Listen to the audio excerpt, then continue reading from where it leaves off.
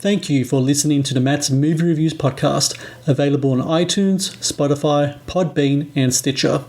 Also, please follow Matt's Movie Reviews on Facebook, YouTube, Parler, and Instagram.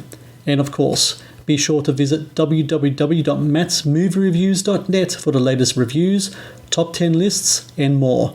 Now, on to the show. No one's been here in months. It's beautiful. I love you, you know. I love you too. Does anyone need a refill? Yes, please. Have you seen this out here before? It's in the trees. It's all over. Something in the air. I felt a little lightheaded before. It would feel good.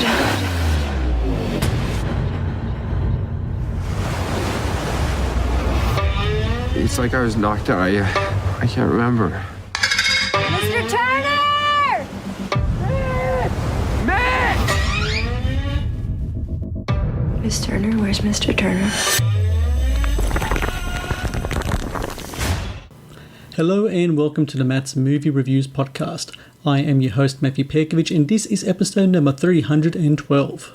Releasing in the United States on December 15 on video on demand, digital, DVD, and Blu-ray is The Beach House, a horror mystery that stars Liana Liberato and Noah LaGrosse as a young couple whose romantic getaway turns into an apocalyptic nightmare.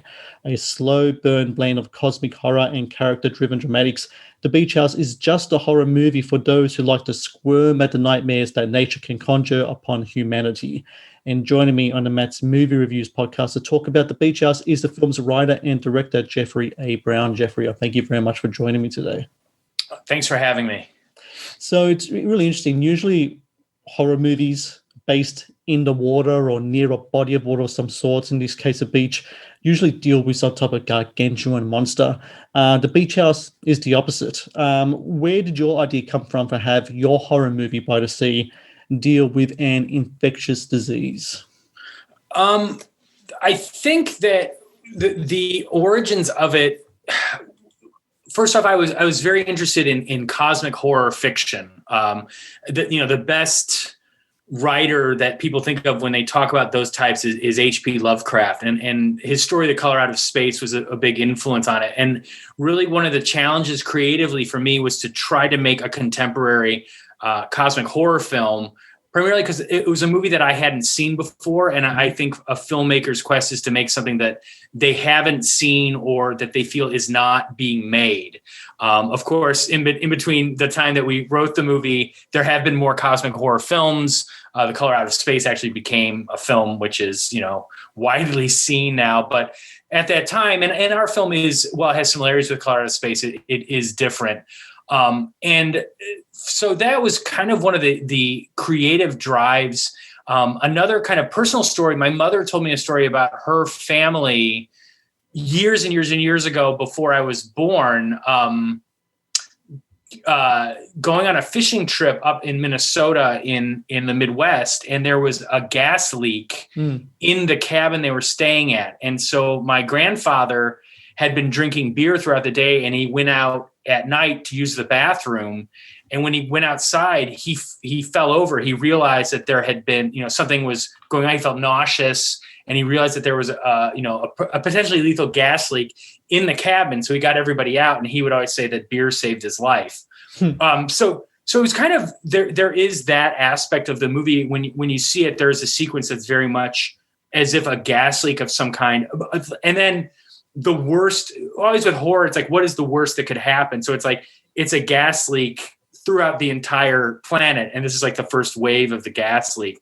But also in a contrast to like a gargantuan horror film, a lot of our creative decisions were made out of necessity and out of economics. The film was always going to be a low budget film. We were never going to be able to have the big monsters, although there are some low budget films like Troll Hunter, I think, and the film Monsters, where they do accomplish those big, creatures on a budget.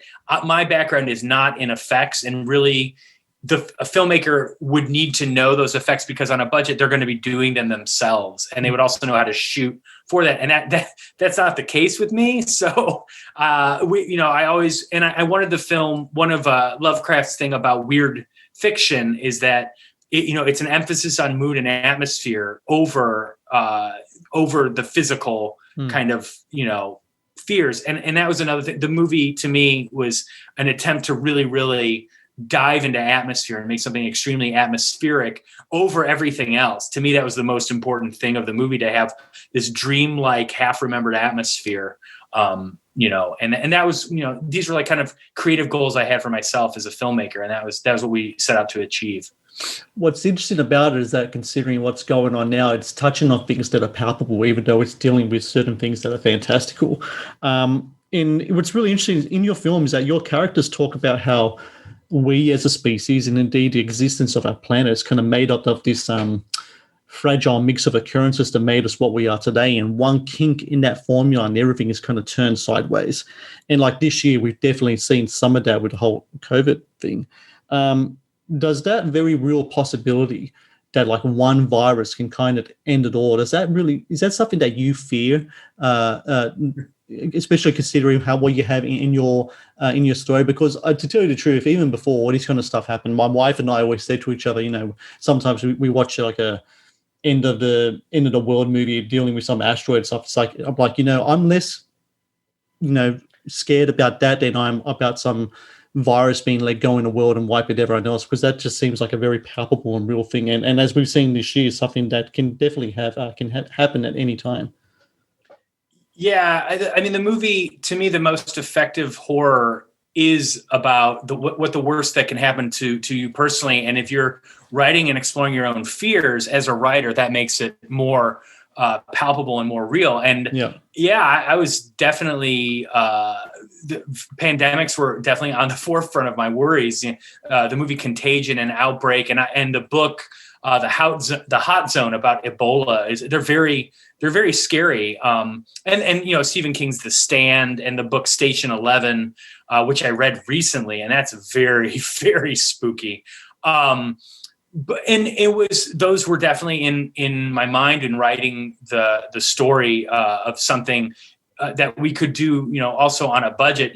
I never imagined that we would, experience it, because we never wanted to. And especially I was in New York City in March and April, and it was very scary here. There was an apocalyptic sense to the world, and it's very frightening. And I feel like that's kind of happened more often in the last 20 years than probably anyone would want to experience. But I think horror to me is a safe place for viewers to experience their fears and to help them confront them. Really, I think horror is a confrontational genre. It is an exploration of the id, not to get too psychological, but we are, when you can take fantasies and make them physical and make them real, you are dealing with these kind of subconscious places that people don't necessarily experience on the day-to-day, thank God. But that to me was, to try to make a movie that is scary to the audience, which is the goal of the movie, is to make the viewer uncomfortable. And hopefully, that they can experience it in a safe environment, and that maybe it will help them deal with these fears, as opposed to, if something bad happens, you just turn into, a pile of jelly, which also kind of happens in the movie. I really dig that in the film there's kind of like an ambiguity as to the origin of the whole infection. Did you like having kind of like your audience try to fill that gap themselves, because that way their mind can race to their own conclusion, their own kind of twisted kind of storytelling in their own right as to what could be the cause of this disease that we're seeing in front of us? Yeah, and there was always kind of, with our producer, we had three main producers involved, and they were very attentive to the script. And it was we always said it's the fine line between vague and mysterious, and we wanted it to be mysterious but not vague.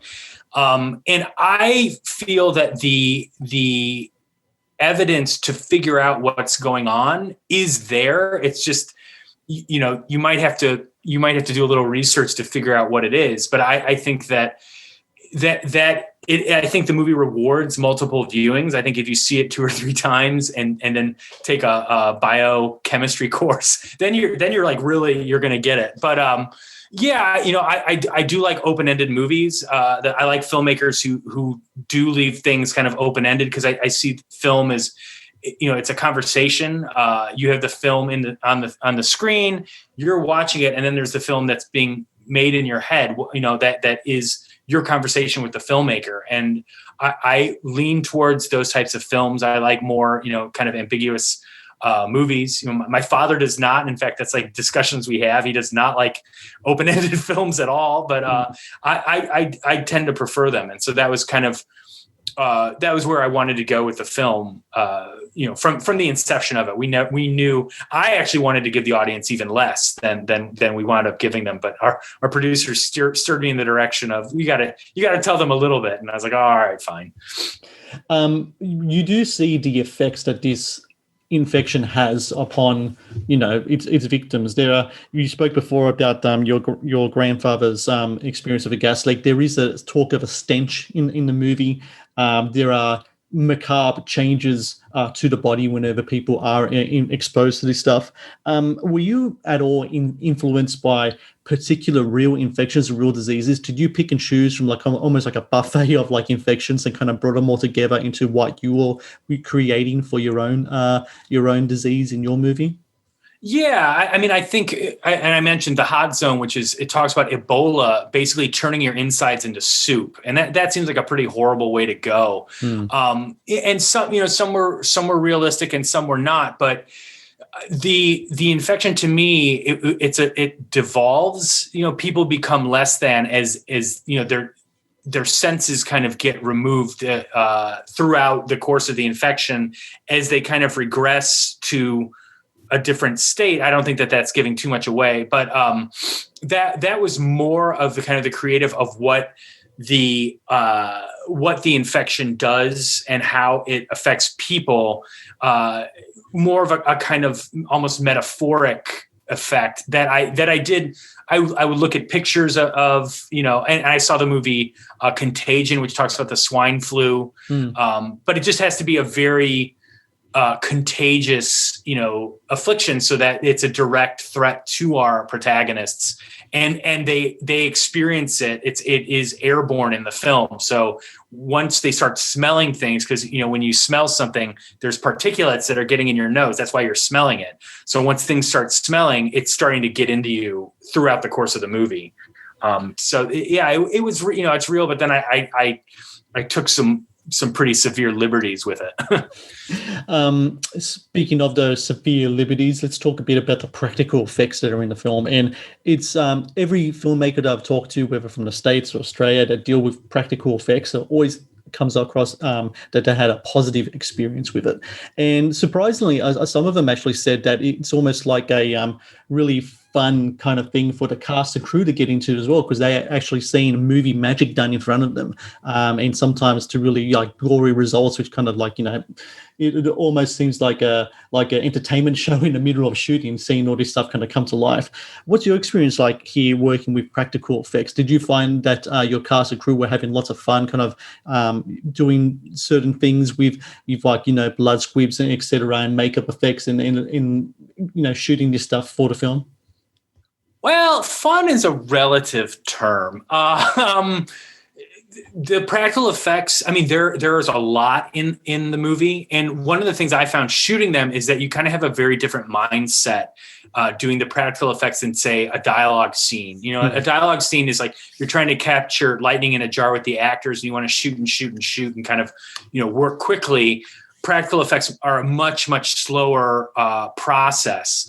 When we were shooting one sequence in particular in the movie that people have gravitated towards midway through the film, that was a lot of practical effects, you could feel the kind of giddy joy amongst the crew when they were watching it, because it was just like, some of the producers were on the stoic side, but even them, they're like smiling, like, this looks awesome, and we're like, yes, it does. And then, but the actor Liana, her performance, she really sells the effect. The scene works because of her. The effect is good, but without her really throwing herself into the pain, quite literally, it would never have worked as well. And we were, it was our crew was very small. So once we got into those, it was like the art department got involved, the makeup department, then the effects makeup, everybody was throwing slime or getting, underneath. It's like all hands were on deck for those scenes. And, but I found that in the future, I would have a break between shooting actors and then doing the practical effects. I wouldn't do them at the same time because the mindset is so different. They're tricky and also on a budget, we weren't in a studio. I think if you're on stage that can help you a bit because you have some more room to move around, but shooting practical effects in a location is very tricky. But we did it, and you also they're very, very messy. So it is fun. It's cool. I think practical effects look better than digital. I think that I think that the mixture of the two is always very. I like that better than just straight up digital, but I understand why people kind of gravitate towards digital effects because it gives you more control in post, and it also you can shoot quicker with digital because you're not doing the practical setups. But I'm glad people have liked it because we like doing them.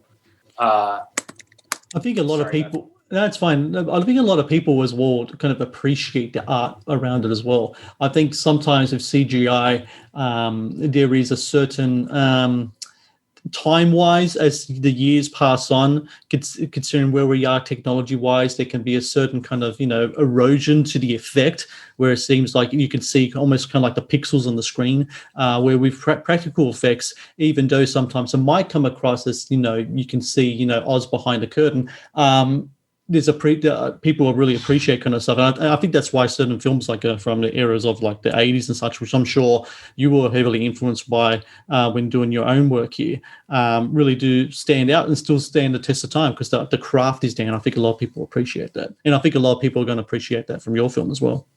Yeah, I hope. I mean, that was always the goal, was to do as much practical as possible. I mean, there is some CG in it, but I think we hit it pretty well. So, that was always it kind of, as opposed to the base level of CG was more of like kind of working in tandem with the practical effects because that the tactility of practical, and I even feel that with like spaceships. It's like, 2001 still looks great because they used, practical effects. I mean, that's the gold standard really of practical effects. So, although the apes aren't that great, what are you going to do?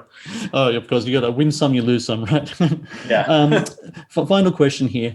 I mentioned in my brief description of the film the word slow burn, and it's something that a lot of people have brought up as well. In regards to that kind of putting that together, your pacing of your film, where does that kind of come alive? Is that already kind of like infused in the script, or is that something that really comes alive in post-production to get that pacing, to get that timing and such? When does that all kind of come alive in the making of your film? I mean, the script was always... it was supposed to have a slow. I wanted to there's a shift in the movie, and I felt that for the shift to really work, I kind of wanted to lull the audience into the rhythm of the waves and the rhythm of being on the beach, so that when the shift happens, it would be like hitting the audience with a bucket of cold water. And I really wanted to surprise the audience. I think maybe there's an experimental nature to the movie. And I think if I had to do over again, I might have sped it up a little bit more, or kind of, although I think there's a lot of creepiness in the first half of the movie. But it really, there's a dinner scene in the first half of the film that, as I wrote it, was like much longer, to the extent that I wanted the audience to forget that they were watching a horror film. It was something where maybe they'd be like, hey, I've just stumbled into the wrong, I'm watching the wrong, I thought this was supposed to be a horror film. And then if you keep going with it, that was me to kind of, surprise the audience. I wanted to keep them off guard and as to what the movie was, with advertising and whatnot these days, kind of really surprising the audience isn't possible. But, so that was definitely from the conception of the movie, and also to kind of build some character development, because I do feel that, like, you know, if the characters go through something horrible, it stings more if we know them, and if they're plausible. You know, that would be always something that we wanted to do, to make the audience feel for the characters, so that when they're doing, you know, when horrible things are happening to them, you really want them to survive. So for everyone out there listening, December 15 in the US on video on demand, digital, DVD and Blu-ray, the Beach House releases. And I really do recommend people to check out this film. And Jeffrey A. Brown, I thank you very much for your time today. And look, congratulations with the film as well. I know this is your first time feature director, and I think you really hit it out the park here. So congrats to you. Thank you so much.